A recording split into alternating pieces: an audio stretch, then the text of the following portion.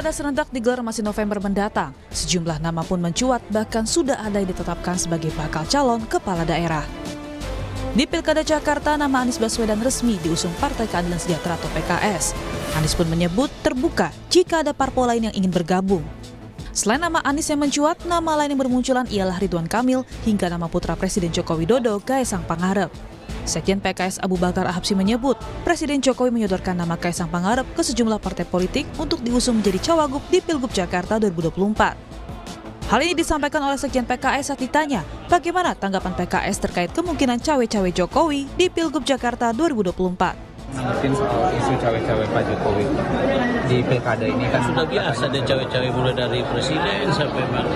Khawatir biasa, jadi nggak ada masalah, biar aja. Karena nanti kalau misalnya Pak Jokowi nyodorin Kaesang jadi wakilnya RK misalnya. Sudah nyodorkan. Sudah nyodorkan. Maksudnya udah disodorkan secara resmi ya, begitu? Ini jalan kemana-mana sudah. Bagus-bagus saja. Staf sus Presiden Grace Natali menyangkal kabar Presiden Jokowi menawarkan nama putranya Kaesang Pangarep ke partai politik untuk maju di Pilkada Jakarta 2024. Dalam keterangan tertulis, Grace menyebut tidak benar Presiden menyodorkan nama Kaesang ke partai-partai. Tidak benar, itu Pak Presiden menyodorkan nama Kaesang ke partai-partai. Pak Presiden tidak ikut campur terkait pilkada dimanapun. Persoalan pilkada adalah ranah partai. Pak Presiden fokus mengerjakan tugas-tugas kepresidenan sampai Oktober mendatang. Urusan pencalonan pilkada, bicara soal popularitas dan jumlah kursi masing-masing partai, kuncinya di situ, diskusinya di situ, bukan di presiden. Berdasarkan survei Litbang Kompas yang dilakukan pada 27 Mei hingga 2 Juni 2024 menyebutkan, 54,3% responden akan mempertimbangkan dan 32,9% tidak mempertimbangkan, sementara 12,7% tidak tahu saat memilih figur yang didukung Jokowi pada pilkada mendatang. Pilkada serentak akan berlangsung November mendatang. Berdasarkan survei Litbang Kompas, selain efek Jokowi, ada sejumlah faktor yang akan mempengaruhi pilihan publik di Pilkada 2024, termasuk kelompok yang resisten dari pengaruh Jokowi. Tim Liputan, Kompas TV.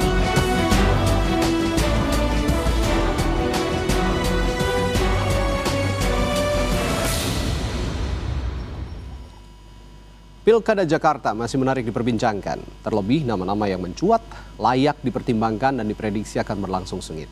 Selain nama Anies Baswedan yang sudah diusung Partai Keadilan Sejahtera, nama putra bungsu Presiden Jokowi Kaesang Pangarep kabarnya disodorkan ke sejumlah partai politik untuk menjadi calon wakil gubernur Jakarta.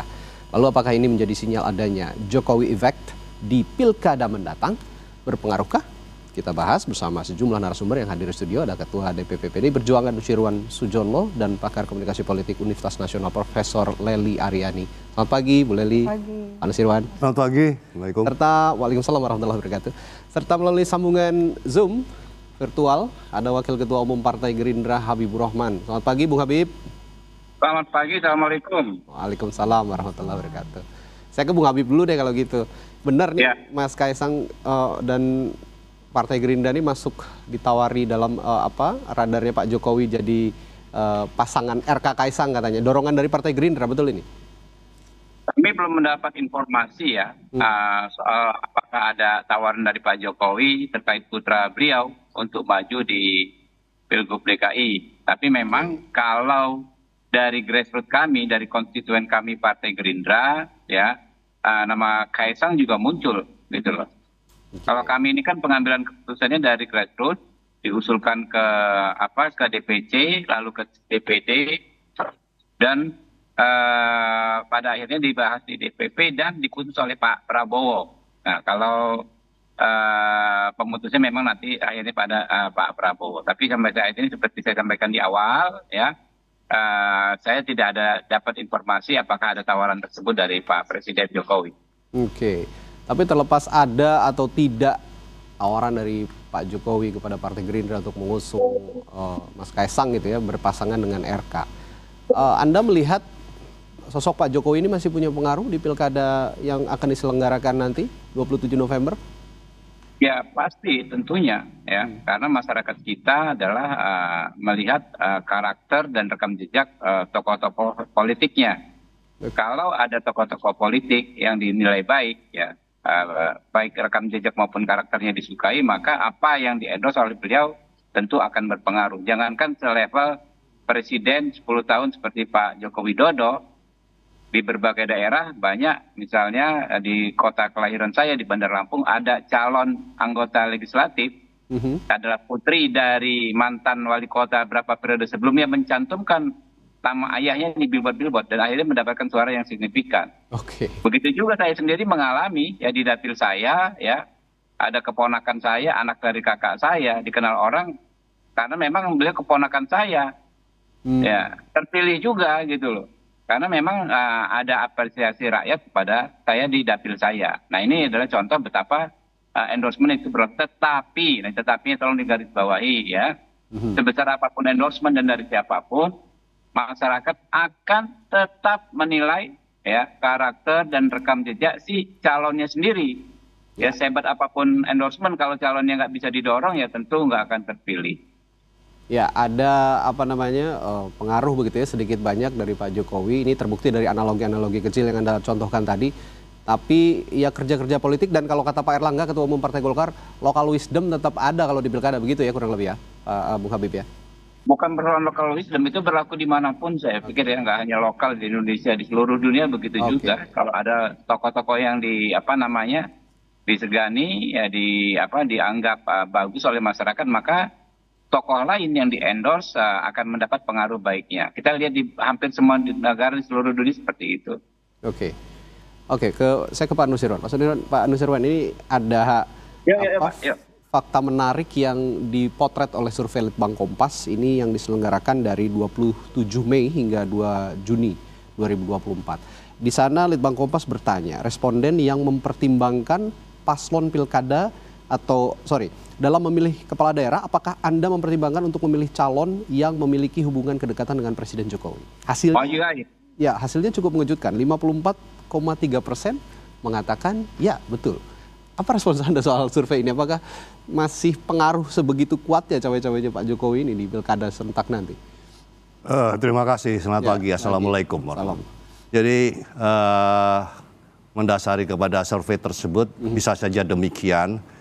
Saya menyambut pemahaman apa yang disampaikan oleh kakanda saya, Bung Habibur, bahwa tentu akhirnya kembali kepada calon yang bersangkutan. Ya. Berkaitan dengan apakah itu ada pengaruh atau dan sebagainya, itu tentu efek itu macam-macam ya. Bisa juga pengaruh itu berwujud psikologis, tapi juga bisa berkaitan juga dengan ketersinggungan atau katakanlah keterkaitan langsung di lapangan. Ini pengertian pengaruh tersebut. Lalu pengaruh itu akan berwujud seperti apa tentunya yang harus kita cermati. Dan tentunya semua pihak ini siapakah maksudnya ya partai politik, kemudian juga pemerintahan saat ini dan tentu yang nanti akan memerintah ke depan, tentu juga akan memiliki evaluasi, memiliki penilaian, perhitungan hasil pemilu yang lalu, mengevaluasi dan kemudian besok itu pilkada harus akan bagaimana.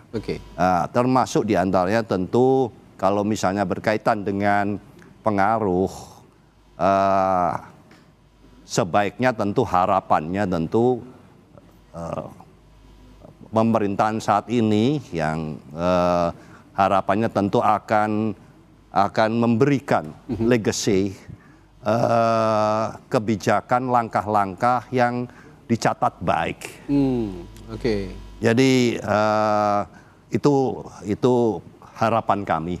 Jadi setiap langkah, setiap hal yang pada saat acara besar konstitusi, tentu masa-masa tersebut akan menjadi catatan bagi masa ke depan 5-10 tahun, karena kalau kita bicara pilkada atau pemilu legislatif dan pemilu presiden dan sebagainya itu akan dicatat sekian tahun, sekian waktu ke depan.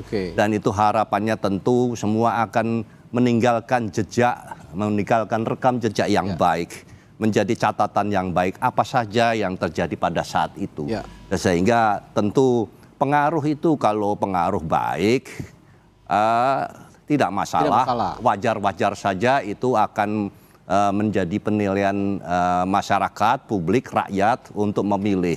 Tapi kita juga harus bersiap-siap apabila penilaian itu tentu ada catatan-catatan tersendiri dari rakyat pemilih, dari publik.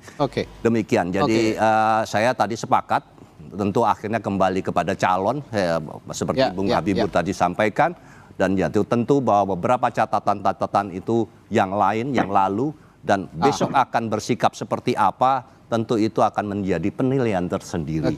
Ada fakta lain di survei Litbang Kompas yang juga dipotret ini Pak Nusirwan. Pertanyaannya begini, responden yang mempertimbangkan paslon pilkada yang diusung PDI Perjuangan, ternyata hasilnya juga tetap tinggi. Ada 58,5% yang mempertimbangkan calon dari PDI Perjuangan. Di sisi lain juga ada calon yang akan didukung oleh Pak Jokowi, juga ada masa yang mendukung itu, dan juga ada PDI Perjuangan ternyata di situ. Yang tidak mempertimbangkan hanya 25,3 dan yang menjawab tidak tahu 16,2. Artinya itu benar-benar menegaskan bahwa yang dibilang Pak Nusirwan tadi, sosok itu juga akan tetap berpengaruh siapa yang akan diusung oleh PDI Perjuangan. Sejauh ini PDI Perjuangan bagaimana? Tentu kita di seluruh daerah yang akan pilkada besok, kita akan sangat cermat karena ini menyangkut memimpin daerah.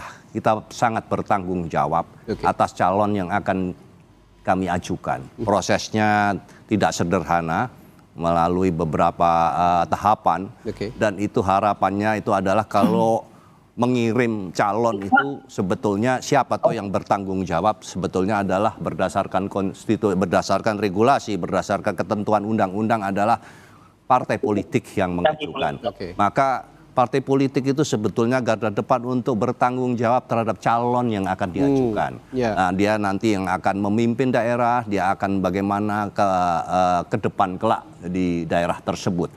Jadi apapun kondisi tentu berdasarkan evaluasi yang ada setelah pemilu dan yang lain, pada beberapa waktu yang lalu kita tetap menjaga daya tahan kita untuk memberikan calon yang seoptimal mungkin, sebaik mungkin untuk memimpin daerah. Ideal berdasarkan pilihan masyarakat gitu ya kira-kira. Prof. Lely, Prof, kalau tadi kan Pak Nusirwan dan Bung Habib bersepakat bahwa sebenarnya meskipun ada tidaknya Jokowi efek, tetap pada persona, pada sosok yang akan diusung oleh partai politik juga punya pengaruh besar terhadap keterpilihan masyarakat.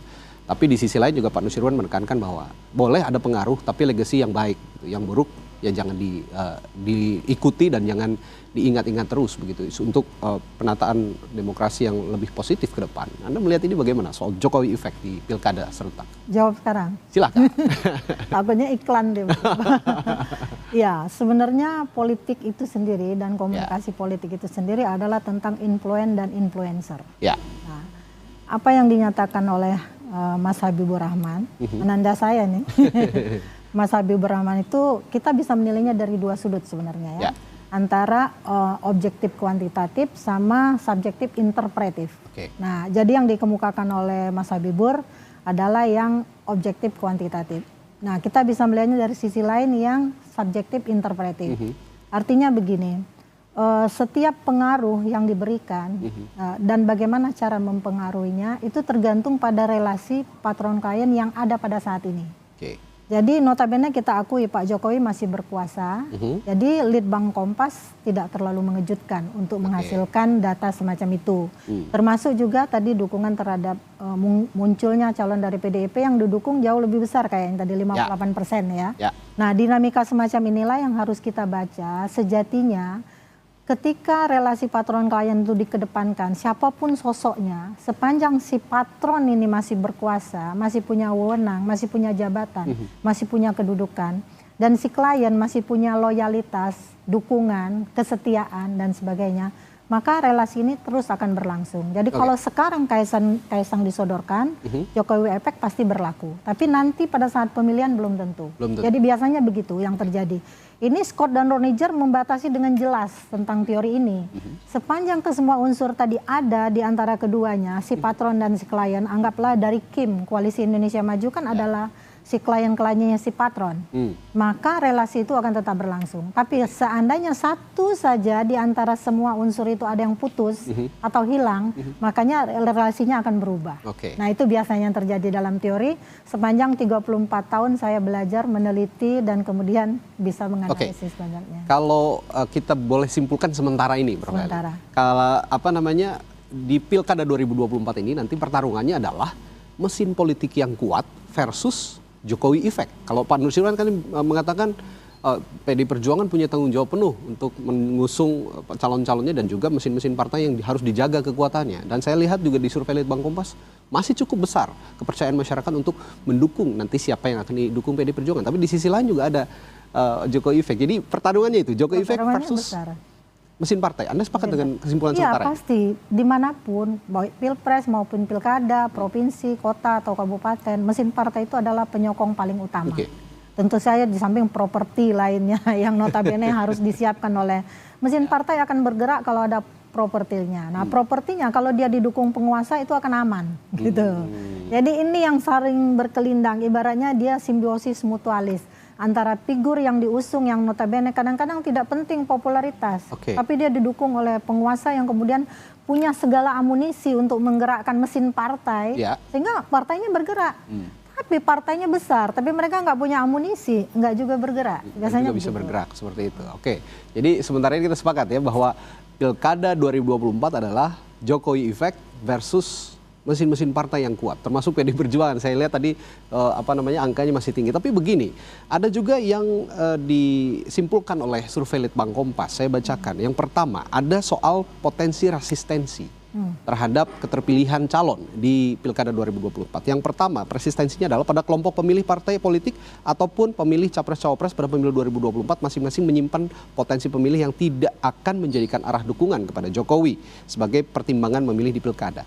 Jadi jika di rata-rata ada sepertiga katanya, survei di Litbang Kompas, bagian responden yang baik dari kelompok pemilih maupun capres-cawapres yang menyimpan potensi resistensi terhadap pengaruh Jokowi itu. Yang kedua adalah pelaksanaan Pilkada 2024 pada November, perlu diingat juga, Pak Jokowi sudah tidak menjabat sebagai Presiden, 20 Oktober sudah berakhir. Nah, bagaimana, saya minta pendapat dulu dari Bung Habib deh kalau begitu ya soal ini. Bagaimana nanti ketika resistensi itu muncul, Jokowi Effect apakah masih bisa diandalkan atau tidak di Pilkada 2024 setelah tidak menjabat lagi sebagai Presiden? Ya, sedikit saya merespon Prof. Lely, guru saya.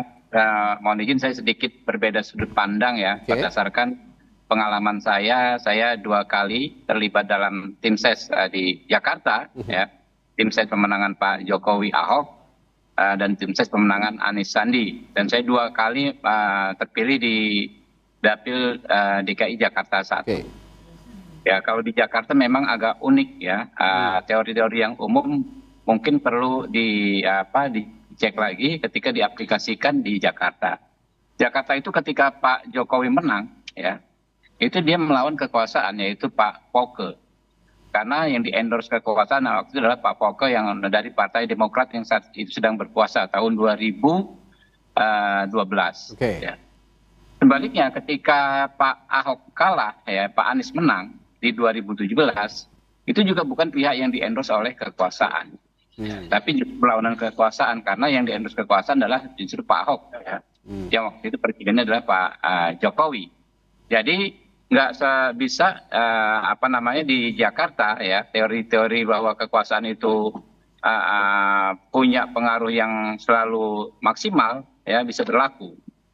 Begitu juga banyak di daerah-daerah lain ya, endorsement dari tokoh-tokoh yang sudah lama tidak berkuasa. Tokoh-tokoh masyarakat ya, mantan kepala daerah, mantan gubernur, mantan wali kota yang sudah misalnya terjeda 5 atau 10 tahun tidak lagi di kekuasaan, ternyata masih berpengaruh. Karena memang ada juga masyarakat bukan melihat sudut itu, masyarakat melihat ya, seperti saya sampaikan tadi, dari sudut pandang kepercayaan kepada tokoh yang mengendorse karena rekam jejak maupun karena karakternya. Banyak sekali kepala-kepala daerah yang masih dikenang sampai sekarang oleh masyarakatnya ya, sebagai sosok yang baik dan patut diikuti apa yang diucapkan, apa yang dicontohkan. Nah, ini menurut saya cukup menarik untuk didiskusikan Kurang lebih begitu. Ya, benar. Jadi yang Habib bilang itu juga benar tuh tadi. Artinya apa? Kalau kita menelusuri nanti jejak kekuasaannya, pastilah Pak Prabowo dengan Pak Jokowi akan bersinggungan. Benar kan? Nah, relatifnya bahwa ternyata nanti kalau Kaisang maju pasti didukung oleh Pak Prabowo kan?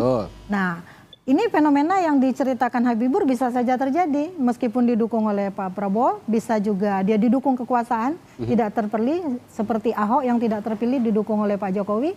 Ya, atau Poket juga ya, yang didukung oleh kekuasaan tapi juga tidak terpilih misalnya. Ini juga dinamika yang bisa terjadi. Begitulah yang saya katakan tentang politik tadi. Dia adalah tentang influence dan influencer. Jadi sejauh mana kembali kepada figurnya juga sangat menentukan. Saya juga akan tekankan. Jadi benar, analisis itu benar. Ini namanya objektif kuantitatif.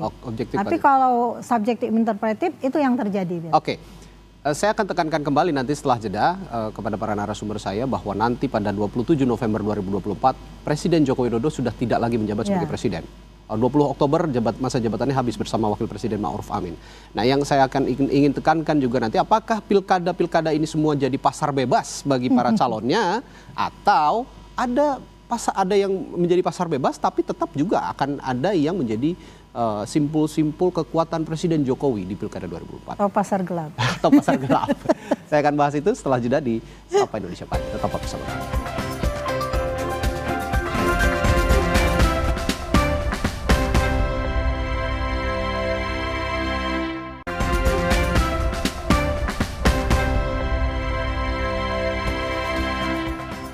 Ya, tadi sebelum jeda saya menyinggung soal pasar bebas atau kalau kata Prof. Lely pasar gelap di Pilkada 2024 ini. Kenapa saya katakan demikian? Tadi sempat juga ada pernyataan dari Bung Habibur Rahman bahwa sebenarnya enggak juga langsung melekat pada penguasa dan langsung akan menang dalam Pilkada. Nah, itu artinya saya artikan ada juga beberapa daerah yang Pilkada DKI Jakarta misalnya ataupun Pilkada Jawa Barat atau Pilkada di tempat lain yang menjadi pasar bebas. Tapi juga ada yang menjadi pasar gelap. Nah, pasar gelap ini mungkin ada intervensi, bukan intervensi lah ya, dukungan-dukungan simpul-simpul kekuatan Jokowi effect tadi. Nah, saya akan tanya dulu ke Pak Nus ini, Pak Nusirwan.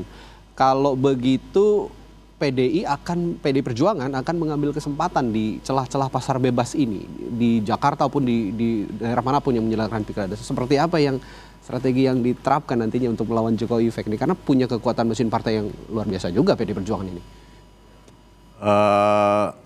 Mungkin bahasanya bukan mengambil kesempatan. Semua pihak sudah mengetahui bagaimana kondisi kami pada waktu pemilu legislatif presiden yang lalu. Maka tadi sebelum awal tadi saya katakan, tentu untuk memasuki pilkada di depan, semua pihak tentu akan berhitung, akan mengevaluasi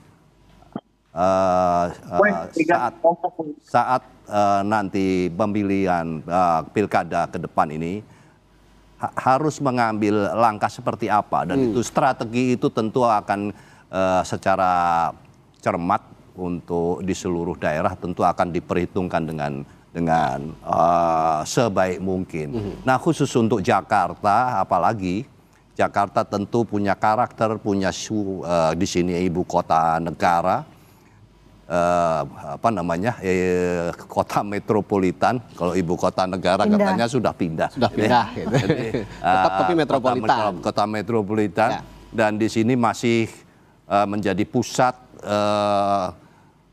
pengendali pemerintahan.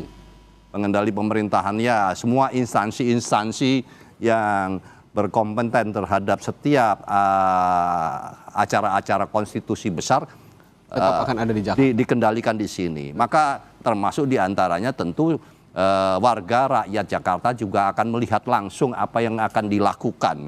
Berbeda kalau misalnya agak jarak jauh begitu, mungkin hal-hal yang akan dilakukan mungkin sedikit kabur atau katakanlah sulit untuk dideteksi.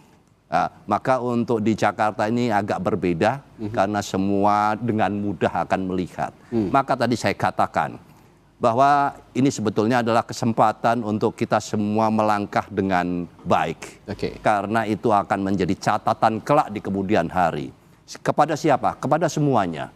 Tadi saya sudah menyinggung bahwa tentu bagi yang pemerintahan saat ini, Pak Presiden Pak Jokowi, harapannya tentu akan meninggalkan catatan-catatan yang baik. Oke. Kita juga tidak bisa memaksa. Jadi kalau katakanlah bahasa tadi efek atau cawe-cawe dan sebagainya tidak usahlah dibahas karena itu tidak mungkin diucapkan. Tapi dikerjakan. Diucapkan itu tapi dikerjakan. Jadi pengaruh itu kalau dikatakan, makanya semua kalau ditanya tadi juga sebelum acara ini kan juga ditanya, apakah tentu sudah tidak usah ditanya, jawabannya tentu mengatakan kita tidak ikut-ikut. Itu sudah automatically akan demikian. Maka yang saya katakan tadi tentu bahwa itu adalah kembali kepada semua pihak yang berkepentingan akan bersikap seperti apa, dan itu akan dinilai kelak kemudian hari. Jadi PDI Perjuangan fokus saja kerja ya. Iya, sudah nanti rakyat yang akan menilai semua apa yang kita lakukan. Jadi kalau dikatakan bahwa ini apakah masih ada pengaruh dan sebagainya, ini bukan matematika. Kalau matematika itu sudah jelas perhitungannya. 1+1 2. Jadi kalau ini bisa jika dikatakan saya tidak ngapa-ngapain kok, saya tidak ikut-ikut, tapi bergerak, ya itu susah. Jadi nanti memperkirakan soal berkaitan dengan efek ya. Gitu. Ini ada pertanyaan colongan juga sebenarnya Pak Nus. Ada fenomena menarik juga di Jakarta ini sekarang yang berebut menjadi cawagupnya Anies Baswedan sepertinya. Untuk melawan kekuatan yang dibilang katanya simpul kekuatan Jokowi, Ridwan Kamil dan Kaisang yang nanti mungkin akan diusung. Nah, kalau PDI Perjuangan akan tetap, saya kemarin sempat melihat ada pernyataan menarik juga Anies Baswedan keluar dari mulutnya Mbak Puan Maharani sendiri. Nah ini bagaimana khusus untuk konstelasi di DKI Jakarta, apakah juga akan menyodorkan nama untuk bersanding dengan Anies Baswedan? Belum final. Kan ada Ahok, ada Bu Risma, banyak juga. Semua itu adalah beberapa nama-nama yang cukup dikenal oleh warga Jakarta. Ya wajar saja, tapi ini masih dalam proses evaluasi. Tentu kembali lagi seperti yang tadi kami sampaikan, tentu semua itu berhitung. Semua mengatur strategi karena tentunya pilkada ini juga akan kita perhitungkan bagaimana 5 tahun ke depan, 5-10 tahun ke depan. Jadi naruh ini kan juga tidak sembarangan. Dan yang kedua adalah tentu kita harus menjaga efek psikologis politik di internal maupun eksternal atas apa yang akan terjadi nanti kelak pada waktu pilkada berlangsung. Konsekuensinya kalau namanya pilkada itu bisa menang dan kalah. Nah, tentu kita juga harus berhitung baik-baik kalau misalnya menang itu semua pasti akan gembira, akan senang. Tapi kita juga harus memperkirakan kalau misalnya tidak sesuai dengan harapan itu bagaimana. Nah ini tentunya tidak hanya sekedar membahas soal nama, tapi kita juga harus memperhitungkan berbagai sisi dan aspek. Ya kalau menang itu tujuan, tapi kalau misalnya kalah harus ngapain itu yang juga perlu dipikirkan. Oke, kira-kira begitu. Nah ini saya akan tanyakan kembali ke Prof. Lely. Tadi sebelum saya bertanya ke Pak Nusirwan juga soal pasar bebas, pasar gelap.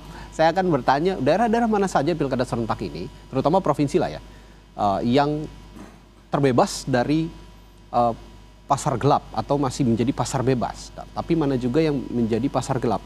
Karena kalau kita lihat kayak di Jakarta mungkin nanti Mas Kaisang maju. Kalau di Sumatera Utara ada Mas Bobi. Kalau di Jawa Timur sepertinya Koalisi Indonesia Maju solid mendukung Khofifah Indar Parawansa. Di Jawa Tengah pun begitu. Ada Irjen Lutfi yang sepertinya katanya Kim akan didukung oleh Koalisi Indonesia Maju. Nah ini masih agak abu-abu mana yang pasar bebas, mana yang pasar gelap. Kira-kira kalau di analisisnya Prof. Lely bagaimana pasar gelap dan pasar bebas? Jadi politik benar-benar dikonotasikan seperti politik dagang sapi gitu ya. Kalau pasar gelap, pasar bebas. Padahal tujuan pembentukan partai politik itu sendiri kan adalah untuk merebut dan mempertahankan kekuasaan. Jadi tentu saja setiap partai politik berusaha ya, apapun logika yang mereka bangun, kita pasti menjadi tahu ujung-ujungnya kekuasaan, gitu ya. Tapi kekuasaan yang bagaimana dulu? Tadi Mas Nus sudah menjelaskan, Habibur juga ya. Kekuasaan yang bagaimana dulu? Target pasti menang, umpamanya seperti itu. Kalau kita melihat corong perhatian masyarakat terhadap DKI yang daerah khusus ibu kota yang berubah menjadi DKJ ini ya, pasti tidak akan berubah perhatian masyarakat. Sosok figur tertentu yang katakanlah sekarang saya dengar juga di luar di medsosnya, kenapa takut yang lawan Anies gitu ya, karena Anies popularitasnya demikian tinggi sehingga semua perhatian pada Anies. Lalu seolah-olah dicarilah lawan yang bisa menandingi yang memungkinkan Anies tidak akan menang. DKI atau DKJ ini sendiri itu kan jumlah penduduknya sekitar 10 juta. Jawa Barat lebih kurang 50 juta. Jawa Timur 40 juta. Dan Jawa Tengah 30 jutaan. Kalau kita bulatkan itu ya Mas. Tentu perhatian pada provinsi-provinsi yang besar inilah yang menjadi sorotan yang ditanyakan oleh Mas Radi tentang pasar gelap atau pasar terangnya gitu kan. Ini pasar perjudian sebenarnya. Saya melihat politik itu sebuah pasar perjudian. Perjudian kekuasaan. Bukan karena judi online lagi rame-ramenya. Ada juga judi darat soalnya. Tapi semuanya judi. Jadi politik itu judi. Gambling, jadi gamblingnya adalah menang atau kalah. Nah tapi memang kalau kita melihat relasi patron klien, karena teori ini berlaku hampir di seluruh dunia. Kenapa Scott dan Reniger kemudian meneliti itu di semua daerah, di kepingan-kepingan dunia tersebut. Artinya begini Mas Radi, bahwa akankah ada penguasa-penguasa yang terlibat? Pasti. Akankah ada penguasa-penguasa dan pengusaha-pengusaha yang terlibat? Sehingga politik menjadi politik ekonomi, itu juga pasti akan terjadi. Tapi mungkin ada daerah-daerah yang tidak akan disentuh oleh kekuasaan, yang di sudut-sudut yang jauh, yang jauh jumlahnya lebih banyak mungkin seperti itu. Ini saya final question buat Bung Habib dan narasumber saya yang lain. Bung Habib, kalau begitu Partai Gerindra juga sudah mempersiapkan mesin politik ya sekarang, dan daerah-daerah mana yang benar-benar dikonsolidasikan sepertinya untuk pemenangan pilkada oleh Koalisi Indonesia Maju nih. Saya kayaknya memang diupayakan untuk tetap solid di pilkada 2024 nanti, Bung Habib. Ya, pertama saya ingin menyampaikan soal insinuasi atau fitnah terselubung terkait cawe-cawe, kan kita seperti dijapu dengan Pilpres 2024 ya, di mana sejarah membuktikan rakyat tidak percaya dengan fitnah tersebut dan hukum ya telah memutuskan tidak adanya cawe-cawe. Sehingga kalau mau dilanjutkan lagi cara-cara bermain kotor seperti itu, menyampaikan insinuasi, ya silakan saja nanti dihukum oleh rakyat ya, pihak-pihak yang seperti itu. Nah, soal Jakarta ini ya, nggak ada siapapun menurut saya, terutama Gerindra, ada skenario yang penting jangan Anies. Kok takut banget dengan Anies? Nggak begitu. Logika normalnya adalah ya bahwa memang semua orang, ya semua partai politik itu ingin kadernya menang. Ya, kalau tidak kadernya kepala daerah, setidaknya wakil kepala daerah. Kalau tidak kepala daerah atau wakil kepala daerah, setidaknya dari partai politik satu koalisinya. Itu kan logika politik yang sangat-sangat wajar. Sehingga kalau memang berbeda kemungkinannya untuk mendukung Anies, bukan karena ingin menjegal Anies. Banyak tokoh-tokoh di daerah lain yang elektabilitasnya jauh menjulang daripada Anies di Jakarta. Ya. Itu tidak diperlakukan seperti itu. Seolah-olah orang yang berbeda pendapat ya terhadap Anies ingin menjegal. Enggak. Karena memang berbeda kepentingan saja. Begitu juga sebaliknya ya.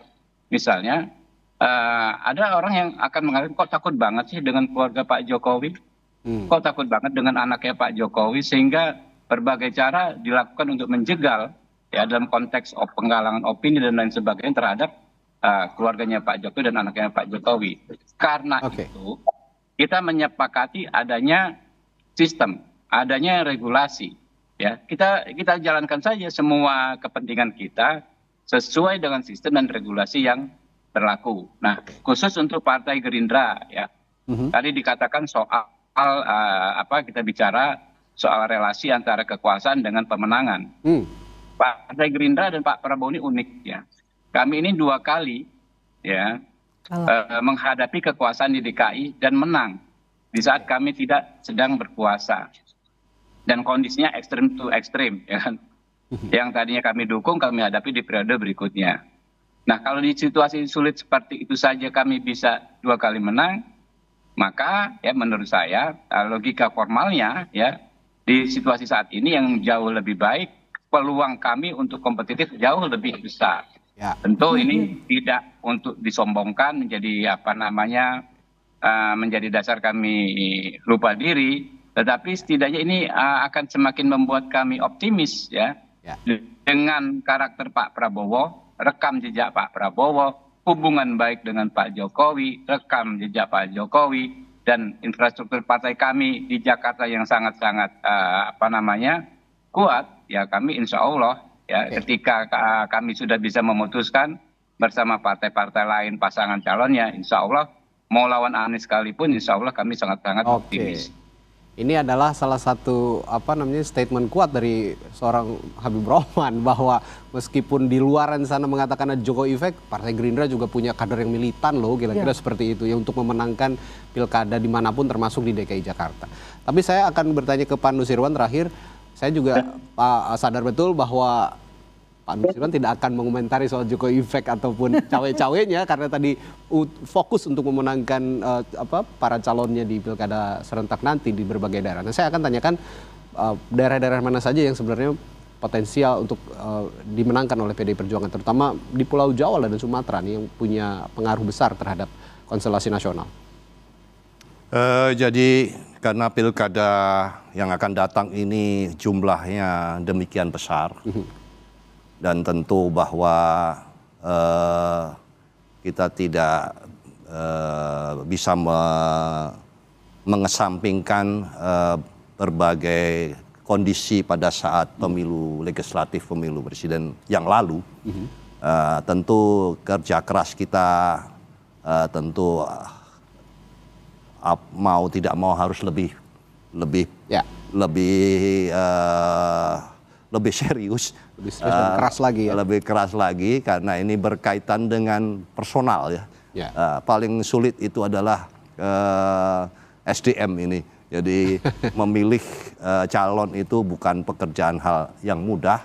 Di sisi yang lain juga tadi sudah disampaikan di forum ini bahwa tentu akhirnya kembali kepada calon yang akan diajukan begitu. Tapi di sisi lain kita juga ada aspek pertimbangan politik. Ya, baik khususnya di eksternal yang masing-masing daerah karakternya juga ada yang mirip-mirip untuk secara nasional, tapi juga secara daerah tertentu juga perlu membutuhkan perhatian khusus seperti kayak kita yang sedang saat ini bahas Jakarta, kemudian juga tentu Jawa Barat, Jawa Tengah, Jawa Timur dan sebagainya itu.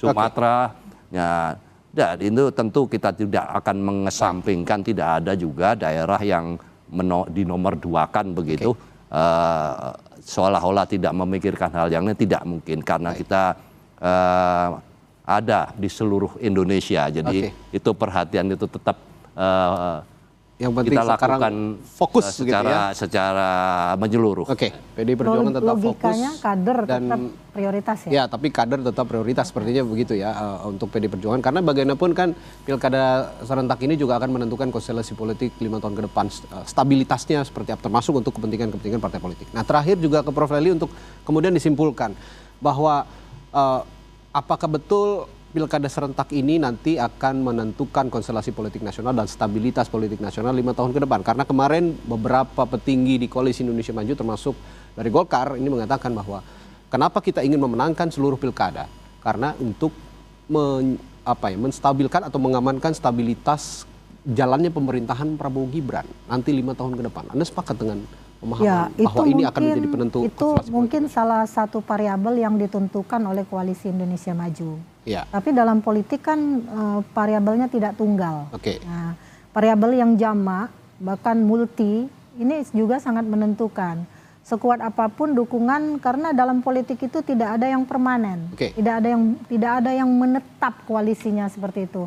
Mungkin PDIP juga termangu-mangu gitu kan, ketika Pak Jokowi kadernya tiba-tiba tidak lagi berada di sisinya gitu kan, termangu-mangu. Tapi apa boleh bulat daripada gepeng, politik memang seperti itu.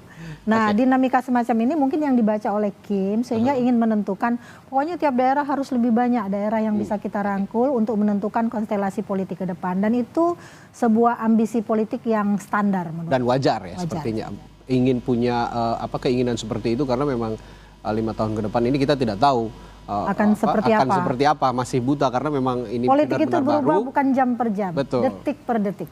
Gitu. Terima kasih sekali lagi pandangannya Prof. Lely Aryani, analis Komunikasi Politik dari UNAS, dan juga Pak Nusirwan Sujono, Ketua DPP PDI Perjuangan. Tadi sebelumnya ada Wakil Ketua Umum Partai Gerindra Habibur Rahman, telah berbagi perspektifnya di pagi hari ini Sapa Indonesia Pagi. Terima kasih, sehat selalu Bapak Ibu. Assalamualaikum. Terima kasih. Selamat pagi. Habib.